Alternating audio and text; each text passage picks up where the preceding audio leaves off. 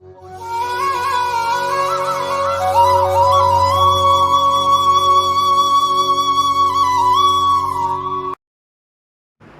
பக்தர்களுக்கு என் அன்பு வணக்கங்கள். ஓம் சாய்ராம். என் அன்பு குழந்தையே, வாழ்க்கையில் எது செய்தாலும் அதை திருப்திகரமாக நடப்பது கிடையாது. ஏனோ தானோ என்று நடக்கின்றது.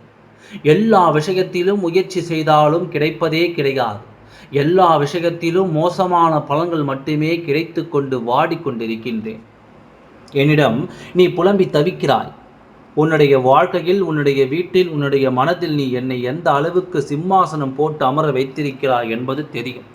உன் வாழ்க்கையில் நான் தான் நிறைந்திருக்கிறேன் என்று நம்புகிறாய். உன்னுடைய பூஜைகரையில் எனக்கென்று ஒரு இடம் கொடுத்த சிம்மாசனம் போட்ட வியாழக்கிழமை தோறும் பூஜை செய்ய மறப்பதே கிடையாது. மனதில் ஒரு சிம்மாசனத்தை போட்டு யாரும் எனக்கு வேண்டாம், என்னை எவ்வளவு சோதித்தாலும், எவ்வளவு என்னை சங்கடப்படுத்தினாலும் சாயப்பா என்னை தூக்கி விடுவார் என்ற நம்பிக்கையில் அமர்ந்திருக்கிறாய். நீ அப்படி இருக்கும் உனக்கு நான் நல்ல விஷயங்கள் செய்ய வேண்டும் அல்லவா? அதற்கு முன்பு உன்னுடைய கர்ம வினையை அழிக்க வேண்டும் அல்லவா? ஒன்றும் அவசரப்படாதே. நான் சொல்வதை மட்டும் நன்றாக காதில் வாங்கிக்கொள். உன்னுடைய வாழ்க்கையில் அதிகமான கர்ம வினைகள் இருக்கிறது. அதனால் நான் சொல்லும் இந்த விஷயத்தை நீ செய்தால் உன் வாழ்வில் இன்னும் 2 நாள், அதாவது நீ செய்து முடிக்கிறாய் அல்லவா? நான் சொல்லும் விஷயத்தை அந்த 2வது நாள் முடிவதற்குள் உனக்கான நற்செய்தி உன் காதுகளுக்கு வந்து கேட்கும். நான் சொல்வதை நன்றாக ஞாபகம் வைத்துக்கொள். இது விளையாட்டுத்தனம் அல்ல. இது வெறும் வார்த்தைக்காக சொல்வதும் அல்ல. அதாவது நீ கஷ்டப்படுகிறாய் என்பதற்காகவே நான் இறங்கி வந்து உன் வாழ்க்கையில் இனி நல்லது நடக்க வேண்டும், உன்னுடைய கர்மவினை முடிய வேண்டும் என்பதற்காக நான் பேசிக்கொண்டிருக்கின்றேன்.